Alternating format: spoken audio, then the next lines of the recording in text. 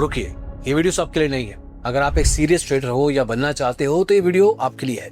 लेकिन अगर ऐसा नहीं है तो दोस्त, बिना बुरा माने आप यहीं से मूव ऑन कर सकते हो सच में।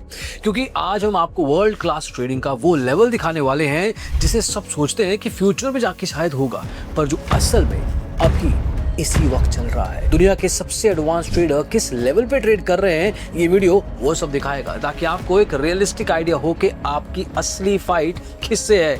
और एक बात साफ कर दूं कि इस प्रोफेशन में पैसा बहुत है, पर मेहनत की डिमांड उससे कहीं ज्यादा। इससे मिलिए, ये है दुनिया की सबसे बड़ी पैसा बनाने वाली मशीनों में से एक, और इसे बनाया है जेन स्ट्रीट ने। कौन जेन स्ट्रीट? एक अमेरिकन ट्रेडिंग फर्म। ना ये डीमैट अकाउंट खोलती है, ना एडवाइजरी, ना पोर्टफोलियो हैंडल, कुछ भी नहीं करती। इसका काम सिर्फ एक है, अपने पैसों से, कंप्यूटर, मैथ और एआई से दुनिया भर की मार्केट्स में ट्रेड करना। और पिछले कुछ सालों में ये इंडिया की ऑप्शंस मार्केट के सबसे बड़े खिलाड़ियों में से एक बन गई है। कितनी बड़ी? सेबी के ऑर्डर के मुताबिक सिर्फ पिछले 2-2.5 साल में इंडिया से सिर्फ इंडेक्स ऑप्शन से इन्होंने 43,289 करोड़ रुपीस कमाए हैं। अब दूसरी तरफ देखिए, उसी ऑप्शंस मार्केट में हर 100 में से 93 रिटेल ट्रेडर्स लॉस में हैं। और सेबी का कहना है कि ये पूरा खेल रिटेल समेत दूसरे ट्रेडर्स के नुकसान पे चल रहा है। उसका एक बड़ा हिस्सा एलिजली ऐसे ही खिलाड़ियों की जेब में जाता है, जैसे कि इस मामले में जेन स्ट्रीट के। तो ये असल में एक जंग की कहानी है। एक तरफ एक पूरी फौज अपना एआई, सैटेलाइट जैसी नजर, कभी न थकने वाली machines,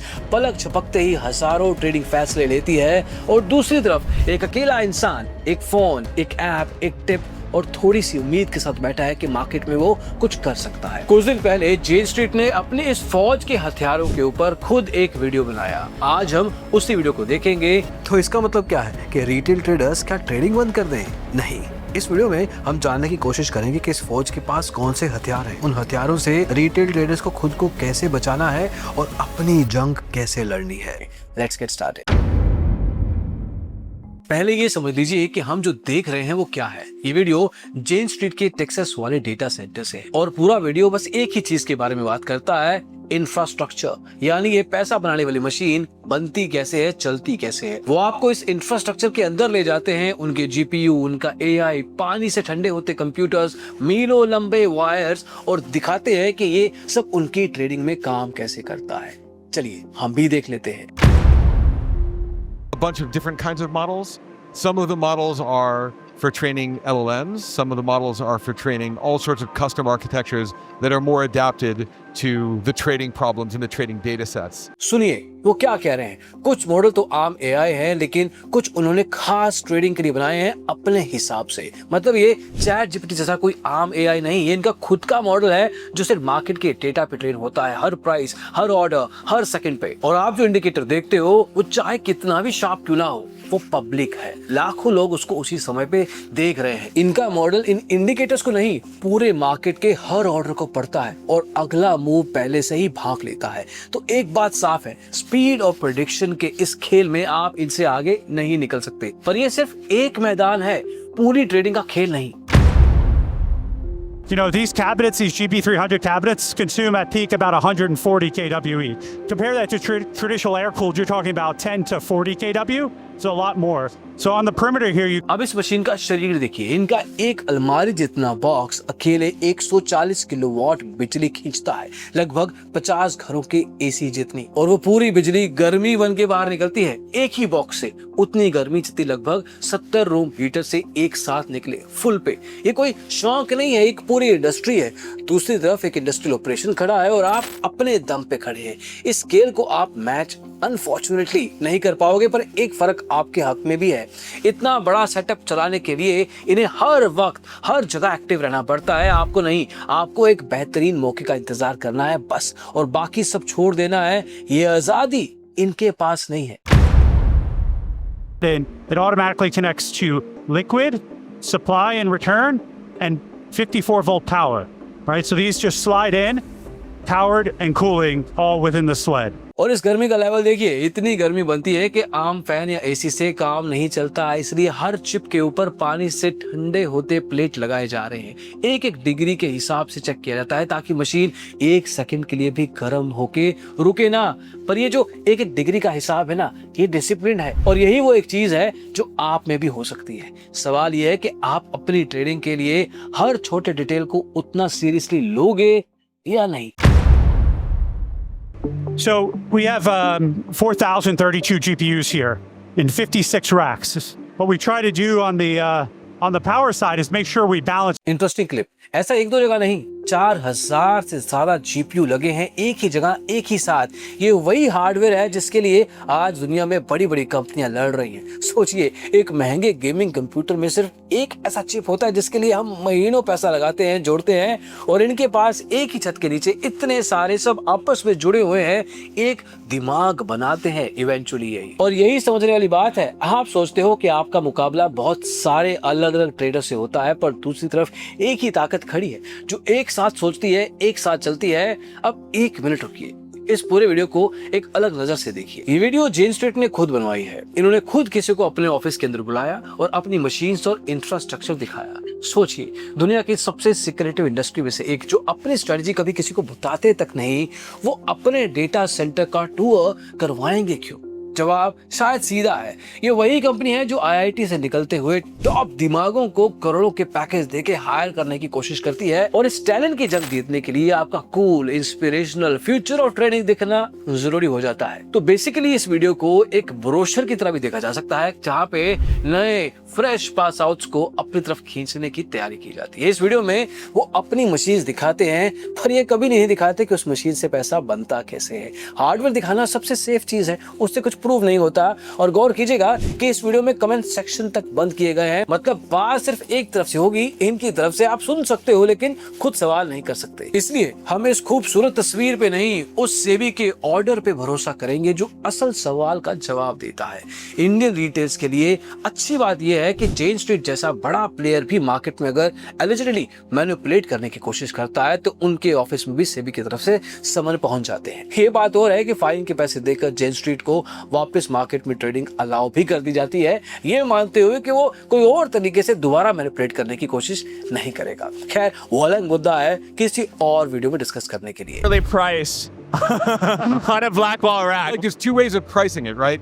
There's how much does the hardware itself cost and the power and all of that, and then there's the opportunity cost. That's right. That's right. यहाँ इंटरव्यूअर पूछता है कि एक रैक का किराया कितना है, और जेन स्ट्रीट की तरफ से जवाब आता है कि हार्डवेयर का खर्चा तो एक तरफ, असली बात है अपॉर्चुनिटी कॉस्ट, क्योंकि जो ये मशीन देती है वो सुपर वैल्यूएबल है।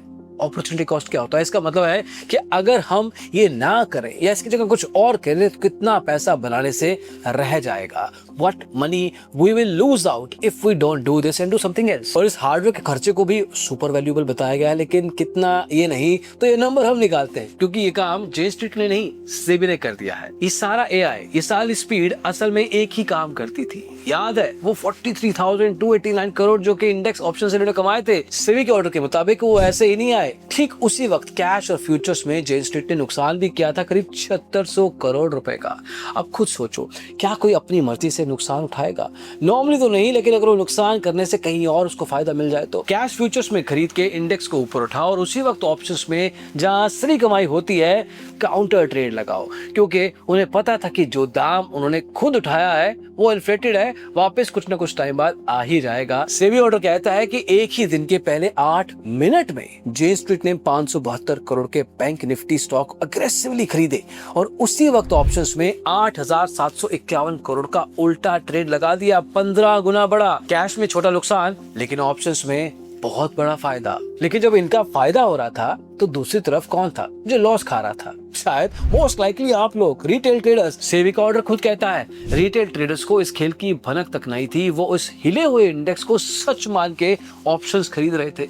यानी इस मुनाफे का एक बड़ा हिस्सा एलिजिबली उन्हीं रिटेलर्स की जेब से निकला, वही 93% जो ऑप्शंस में लॉस करते हैं। लेकिन यहाँ एक बात साफ कर दूं, जेन स्ट्रीट इस ऑर्डर से बिल्कुल सहमत नहीं है। उनका कहना है कि ये मैनिपुलेशन नहीं, एक नॉर्मल इंडेक्स आर्बिट्राज स्ट्रेटजी थी जो मार्केट को लिक्विडिटी देती है। उन्होंने 4,843 करोड़ रुपए जब्त होने पर जमा तो करवा दिए, बैन हटा दिया और मामला अभी भी चल रहा है, लेकिन फाइनल फैसला अभी आना बाकी है। खैर, अब जब ये सब कुछ सामने आ गया है, आप जानते हो, तो चलिए बाकी के हथियारों को नई नजर से देखते हैं। अब ये सब उतने शायद प्यारे नहीं लगेंगे। Light moves more slowly in fiber than electrons move in copper. So you really are at many different levels optimizing for the latency of all of these networking rigs. There's about 8,000 kilometers of fiber. Trading में profit अक्सर उसी का होता है जो दूसरों से कुछ सेकंड पहले पहुंच जाए, और ये लोग इतने तेज हो चुके हैं कि इनके लिए अब लाइट भी स्लो है। फाइबर के वायर में लाइट कॉपर में दौड़ते इलेक्ट्रॉन से भी धीरे चलती है, इसलिए सबसे तेज काम के लिए वो कॉपर लगाते हैं। और लाइट 1 नैनोसेकंड में सिर्फ 1 फुट चलती है, तो ये क्या करते हैं, वायर्स की लंबाई तक घटा देते हैं। अब ये सब चीजों का आपके लिए क्या मतलब है?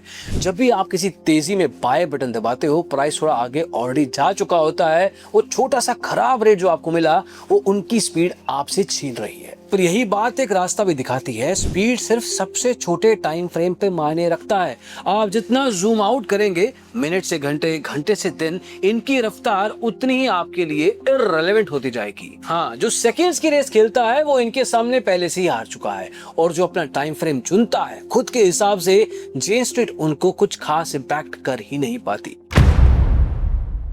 We actually put a huge amount of effort into building our own monitoring tools so that we can, in one pane of glass, that they like to say, like we can monitor every aspect of the system and look for problems and sometimes even drive reactions to the system where like इन्होंने अपना एक monitoring system बनाया है जो हर चीज पर नजर रखता है और जरूरत पड़ने पर खुद ही एक हिस्सा बंद कर देता है ताकि कुछ ब्लो अप ना हो। इनकी मशीन खुद को बचाना जानती है। और अब एक पल के लिए, 1 सेकंड के लिए अपनी तरफ देखिए। इंडिया में ब्रोकर की ऐप अक्सर ठीक उसी वक्त पे अटक जाती है जब मार्केट सबसे ज्यादा हिल रही होती है, यानी जब आपको उसकी सबसे ज्यादा जरूरत है, तब ये काम करना बंद कर देती है। जो काम जेन स्ट्रीट के सिस्टम के लिए एक रेयर एक्सेप्शन है, वो यहाँ इंडियन स्टॉक ब्रोकिंग स्पेस में एक नॉर्मलसी बन चुकी है, आम बात हो चुकी है। They're here to help with a situation where maybe there's a interruption in power and the chillers on the roof restart and lose cooling. This is almost like a thermal battery storing some energy for us to keep those GPUs cool. और देखिए, अगर light चली भी जाए तो इनके पास buffer tanks हैं, एक थर्मल बैटरी है जो मशीन को ठंडा रखती है जब तक सब कुछ वापस से ठीक ना हो जाए। इनके पास हर फेलियर का एक प्लान भी है। अब आप इनकी तरह हर फेलियर का बैकअप नहीं बना सकते, पर आपको सिर्फ एक बैकअप चाहिए, ये पक्का करना कि कोई भी एक ट्रेड आपको पूरी तरह से मार्केट से खत्म ना करे, बाहर ना निकाल दे, क्योंकि छोटे नुकसान पे आप वापस आ सकते हो, लेकिन एक बड़े से वापस आना बहुत मुश्किल, इफ नॉट इम्पॉसिबल। इनके लिए वो सब खत्म होने वाला दिन कभी नहीं आता, क्योंकि इन्होंने उस दिन के लिए आना नामुमकिन बना दिया है। और आपके लिए वो दिन ना आए, इसका फैसला किसी मशीन में नहीं, आपके पोजीशन साइज में होता है। जिनको समझ है ट्रेडिंग की, वो इसका आंसर समझ चुके हैं। और 1 सेकंड के लिए ये भी सुनिए। What did the analogous system to this 20 years back look like? so yeah, it was like dramatically more primitive. Like early on, we literally just had like computers like sitting out with us in the room with all the people. 20 साल पहले इनकी पूरी machine सिर्फ 6 del के computer में बनी थी, एक दूसरे के ऊपर रखे हुए थे। और आज ये दुनिया की सबसे ताकतवर ट्रेडिंग मशीन में से एक है। ये एज रातों रात नहीं बना, इनको भी इसको बनाने के लिए 20 साल लगे हैं। और इसीलिए जब कोई आपको कहता है कि 7 दिन में एक्सपर्ट बना दूंगा, 10 दिन में ट्रेडिंग सिखा दूंगा, ये इस इंडस्ट्री का सबसे बड़ा झूठ है। मास्टरी का कोई शॉर्टकट नहीं होता, और शायद ये आप पहले से जानते हैं। जिन्होंने इस गेम को वक्त दिया है, इज्जत दी है, धीरे धीरे सीखा है, वो टिके हैं। रास्ता लंबा है, पर ये वही रास्ता है जो कहीं ना कहीं ले जाता है। इस पे आप भी चल सकते हो, थोड़ा लंबा चलना पड़ेगा, बस लंबा टिकना है तो। Seconds, sometimes microseconds. Like these days, the very fastest systems we care about, you're talking about whether you can turn around a packet in under 100 nanoseconds. Yeah. Okay, I definitely want to ask you more about that when we get to the podcast video. Yeah. और अंत में वो खुद बताते हैं कि इनके लिए माइक्रोसेकंड और नैनोसेकंड का लेवल का फर्क क्या है। 1 नैनोसेकंड 1 सेकंड का अरबवां हिस्सा। आप जितनी देर में एक बार पलक झपकते हो, उतनी देर में इनकी मशीन लाखों फैसले ले चुकी होती है। मतलब आप और ये एक ही घड़ी पे खेल नहीं सकते हो, ट्रेडिंग पॉसिबल नहीं है। आपकी सबसे तेज स्ट्रेटेजी इनके लिए सदियों जैसी पुरानी या धीमी होगी। स्पीड के इस मैदान में मुकाबला बराबरी का था ही नहीं, ये आपके उतरने से पहले सेटअप हो चुका है। तो हम आपसे ये नहीं कहेंगे कि जाके जेन स्ट्रीट को हराओ। उनकी स्पीड, उनका कैपिटल, उनकी मशीन, ये आप मैच नहीं कर पाओगे और एक सीरियस ट्रेडर होने के नाते आप ये बात समझते हो। पर असली बात ये भी है कि जिस सेकंड में वो अनबीटेबल है, मतलब उनको हराया नहीं जा सकता, माइक्रो सेकंड्स, आर्बिट्राज, बिलियंस का इंफ्रास्ट्रक्चर, वो गेम आपका है ही नहीं। आपको उनके मैदान पे उतरने की जरूरत ही नहीं है। आपका अलग एज है। पहला, पेशेंस, जो उनकी मशीन के पास नहीं होता है। डिसिप्लिन, जो आपके पास नियम से आता है, रूल से आता है। वो समझ कि कहाँ इनका एरिया है और कहाँ पे आपको ट्रेड प्लेस करना है, जहां पे उन्होंने गैप छोड़ रखे हैं। और सबसे जरूरी, सर्वाइवल, ताकि आप उस दिन तक ट्रेड करते रहो जब तक आपका एज क्लियर कट मार्केट में बन ना जाए। यही वो मेहनत है जिसकी बात हमने इस वीडियो की शुरुआत में की थी। वो किसी शॉर्टकट पे नहीं है, सीखने, समझाने और खुद पे काबू पाने में लगती है। और यही मेहनत उन 7% को उन 93% ट्रेडर से अलग करती है। इनका एआई बिल्कुल रियल है, पर जो आसान जीत आपको मार्केट में दिखा के बेची जा रही है वो एक रील है। और एक सीरियस ट्रेडर की पहचान यहीं पे होती है कि वो इन दोनों में फर्क बहुत क्लियरली समझता है। क्या वो सीरियस ट्रेडर आप बन चुके हो या नहीं? कमेंट सेक्शन में बताना। इस वीडियो में इतना ही, वीडियो में जल्दी मिलेंगे। इसको देखने के लिए बहुत बहुत शुक्रिया।